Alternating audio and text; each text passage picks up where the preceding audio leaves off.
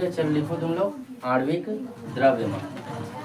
सबसे जरूरी है तुम्हारा ना, क्योंकि इसका क्वेश्चन तुम्हारा जो होता है पूछता है, सबसे जरूरी तो है तुम लोग का जो होता है परमाणु भार या परमाणु द्रव्यमान। उसी को बोलते हैं परमाणु भार और परमाणु द्रव्यमान एक ही होता है।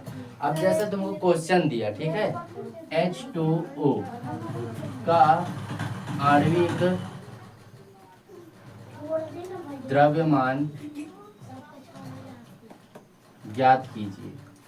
ठीक है, H2O का आणविक द्रव्यमान ज्ञात कीजिए। H2O का आणविक द्रव्यमान कितना होता है? तो आणविक अणु क्या होता है? पहले बताया हूँ, दो परमाणु आपस में मिलते हैं, किसका निर्माण करते हैं?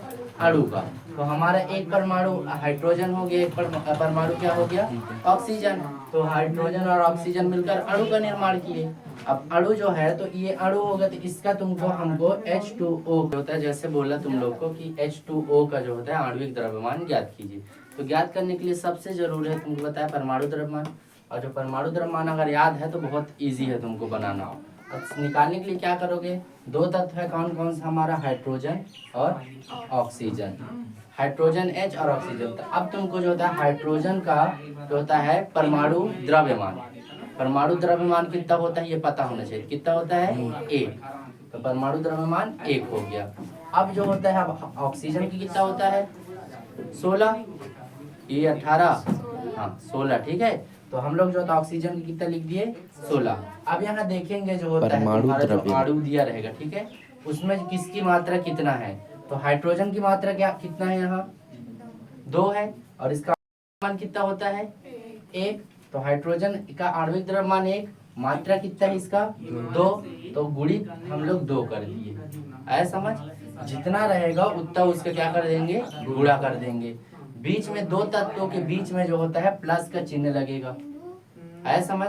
अब ऑक्सीजन, ऑक्सीजन का आणविक द्रव्यमान कितना होता है? 16। तो यहाँ कितना कर दिया मैं? 16। अब इसकी मात्रा कितना है? 1। तो या इसमें अब 1 का गुणा करोगे 16 ही आएगा, ठीक है। ये हो गया। अब इसको हल करोगे तो कितना आएगा? 2 एकम 2 प्लस 16, 16 और 2 कितना हो गया? 18। ये जो होता है तुम्हारा जल का क्या आ गया? आणविक द्रव्यमान। आया समझ कि नहीं आया? आ गया। बहुत इजी है, बस एक और समझो, ठीक है। एक और समझो, जैसे तुम्हारा दिया CO2, CO2 का आणविक द्रव्यमान ज्ञात कीजिए। किसका? CO2 का। अब CO2 का आणविक द्रव्यमान ज्ञात करने के लिए बताया तुमको कितने तत्व हैं यहाँ? 2। तो C का जो होता है परमाणु द्रव्यमान कितना होता है? कार्बन का कितना होता है? 12, ठीक है। तो यहाँ कितना कर दिया मैं? बराबर 12 किया।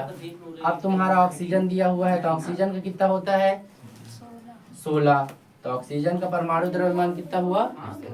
सॉरी, ठीक है, तुम्हारा क्या हो जाएगी? ये 16। अब इसमें तुम्हारा क्या हो गया? अब जो था, अब इसको जैसे जमाना वैसे। कार्बन की कितना है परमाणु द्रव्यमान? 12। तो कार्बन की जगह में कितना कर दिया? 12। दो तत्व के बीच में क्या लगाओगे? प्लस। गुणे का चिन्ह नहीं लगाना, वो जो होता है जब जिसकी मात्रा रहेगा उसमें गुणे का चिन्ह लगाओगे। दो तत्व के बीच में हमेशा प्लस लगाओगे। ऑक्सीजन का परमाणु द्रव्यमान कितना होता है?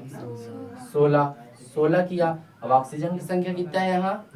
2। तो कितने गुणा? गुणित 2 कर दिया। अगर मात्रा 3 रहता तो कितने गुणा कर देता? 3 का। जितना जो होता है संख्या रहेगा उतने का क्या करोगे? गुणा। आ रहा है समझ? ठीक है। तो तुम्हारा ये, अब इसको गुणा करो तो जो होता है 12 प्लस 16 दूनी 32। अब 32 और 12 जोड़ोगे तो कितना आ जाएगा? आणविक द्रव्यमान, ठीक है। तो कितना आएगा? 44। तो ये तुम्हारा जो होता है किसका? CO2, मतलब जो कार्बन डाइऑक्साइड का क्या हो गया? बन जाएगा कि नहीं बनेगा? आणविक द्रव्यमान। अब जो होता है एक क्वेश्चन तुम्हारा है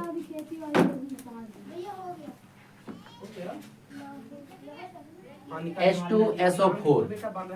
ये क्वेश्चन तुम लोग बनाकर दिखाओ। H2SO4